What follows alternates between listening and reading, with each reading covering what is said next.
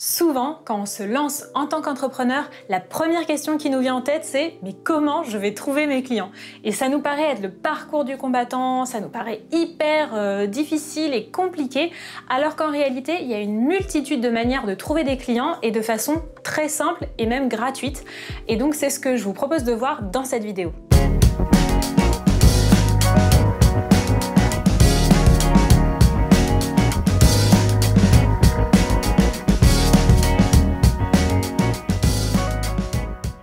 Hello!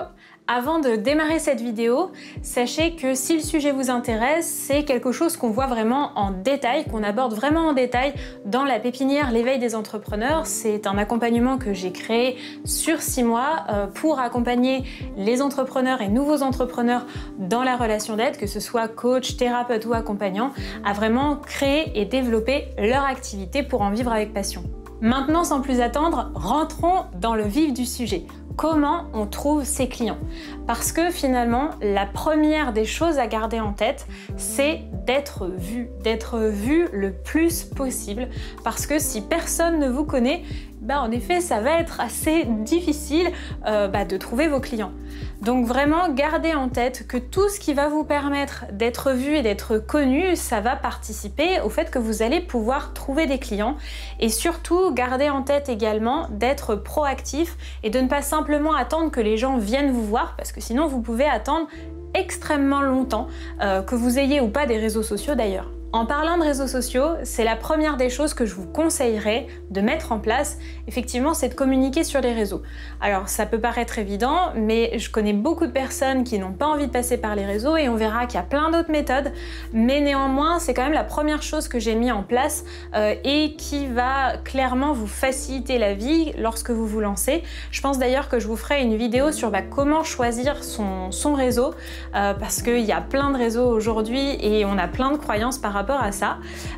Mais bref, dans tous les cas, je vous conseille vraiment si vous voulez trouver vos clients, déjà démarrer sur les réseaux sociaux et avoir une newsletter qui est rattachée à ce réseau.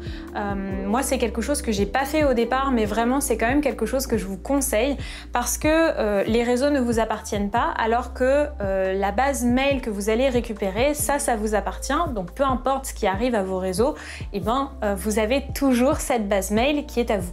Et puis le deuxième avantage d'avoir une newsletter, c'est que vous allez pouvoir savoir précisément quels sont les gens qui sont vraiment engagés. Parce que souvent, dans les réseaux sociaux, on a plein de gens de tous les bords, etc. Alors que les personnes qui ont vraiment fait la démarche de souscrire à votre newsletter, ça veut dire que véritablement, elles étaient hyper intéressées par vous et par votre sujet. Le deuxième moyen pour trouver ses clients, c'est de rejoindre un réseau d'entrepreneurs. Parce que vous allez avoir vous allez être en interaction avec des entrepreneurs qui sont peut-être dans des branches similaires à la vôtre, qui vont pouvoir vous donner des conseils, etc., etc.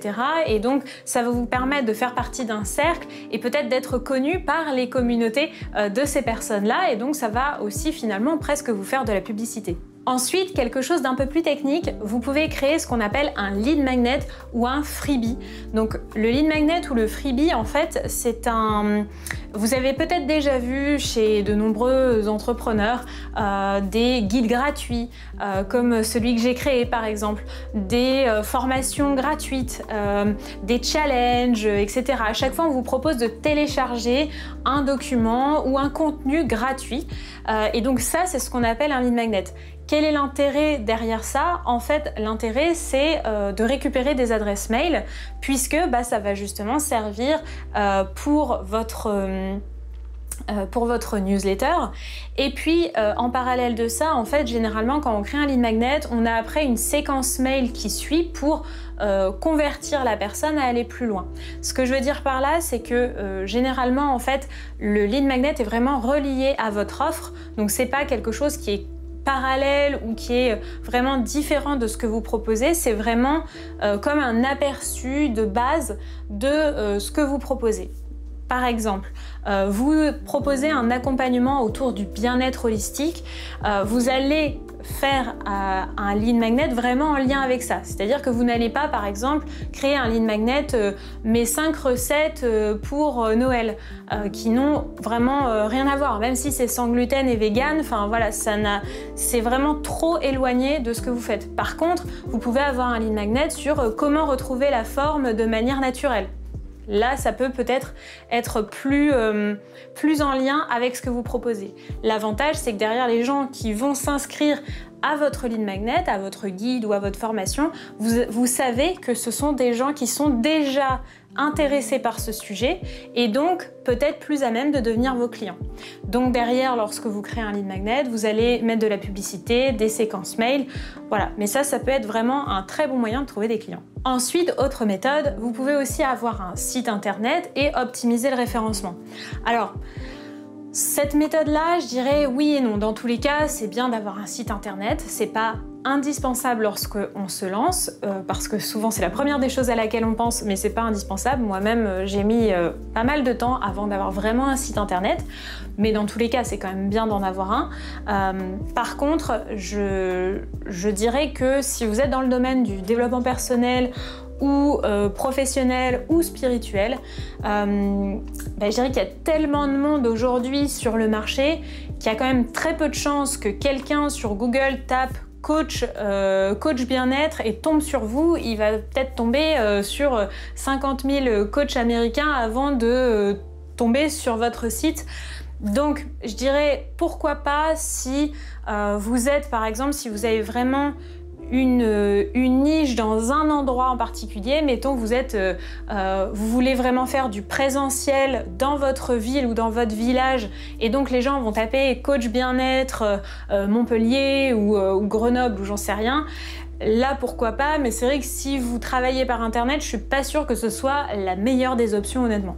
Autre option également, vous pouvez demander des recommandations ou faire des affiliations. Donc ça, c'est-à-dire que par exemple justement, si vous faites partie d'un réseau d'entrepreneurs, vous pouvez proposer à ces entrepreneurs que vous connaissez de vous recommander à l'extérieur. Donc par exemple, là, ça va être bien quand même de vraiment créer un lien d'abord avec ces gens avant de leur demander quoi que ce soit.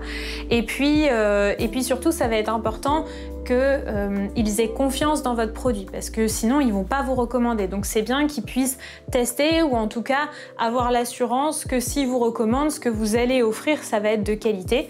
Mais ça, c'est vraiment un bon moyen. D'ailleurs, vous pouvez créer des contrats d'apporteurs d'affaires pour vraiment cadrer la chose. C'est vraiment ce qui se fait généralement.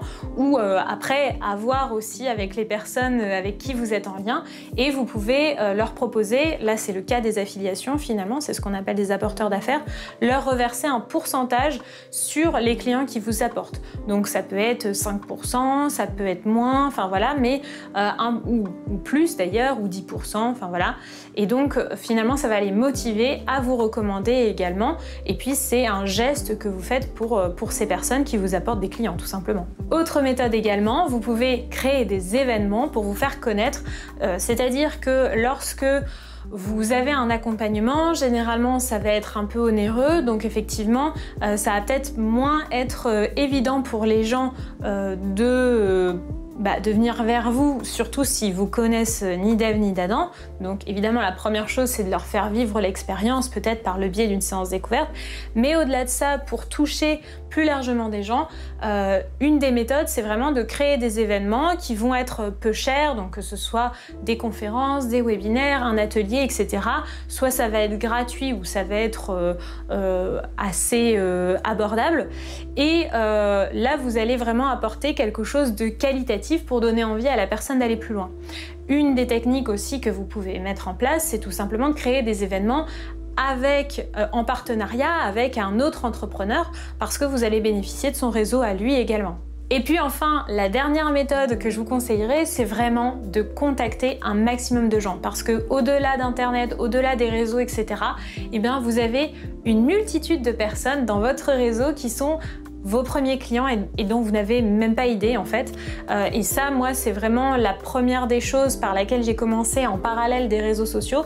Et finalement, les premières personnes qui ont signé avec moi, c'était mes amis. C'est un peu bizarre de dire ça, mais c'est eux qui m'ont rémunéré les premiers parce qu'ils avaient déjà confiance dans ce que je faisais, ils me connaissaient et donc finalement, justement, cette confiance n'était plus à construire. Donc vraiment, gardez en tête aussi la richesse des personnes qui vous entourent et le potentiel en fait que ça peut représenter pour vous, pour trouver des clients. C'est aussi ce réseau que vous avez autour de vous qui peut vous recommander auprès d'autres personnes. Et moi, j'ai aussi énormément de clients qui ne vivent pas avec les réseaux sociaux, mais uniquement avec ce réseau qu'ils ont autour d'eux. Parce que finalement, avec les années, que ce soit pendant les études, après les études, dans leur premier boulot, etc., ils ont rencontré plein de gens. En réalité, dans votre réseau, vous avez peut-être des milliers de personnes que vous connaissez. Alors certes, ça demande un certain courage de sortir son téléphone pour les recontacter, mais c'est un vrai moyen de trouver des clients. En tout cas, parmi toutes ces méthodes, la première chose vraiment que j'aimerais que vous reteniez, c'est vraiment d'être proactif. Vous voyez, à chaque étape, à chaque fois, en fait, c'est à vous d'aller faire les démarches, de ne pas attendre que ça tombe tout seul, que les gens un jour, ils vont vous envoyer un mail ou sonner à votre porte. Malheureusement, ça se passe pas comme ça, mais je dirais que c'est pas malheureusement, au contraire, c'est génial parce que vous allez créer du lien, vous allez rencontrer plein de monde, c'est aussi hyper intéressant, vous allez apprendre beaucoup de choses, donc ça c'est vraiment formidable. Et je dirais que la deuxième chose vraiment à garder en tête, c'est qu'il y a une confiance à construire. Donc que ce soit par le biais d'un lead magnet, que ce soit par le biais d'événements, ou par n'importe quelle autre méthode, l'idée c'est vraiment de faire découvrir ce que vous faites, d'offrir gratuitement du contenu, un peu comme je fais aussi là avec cette vidéo YouTube.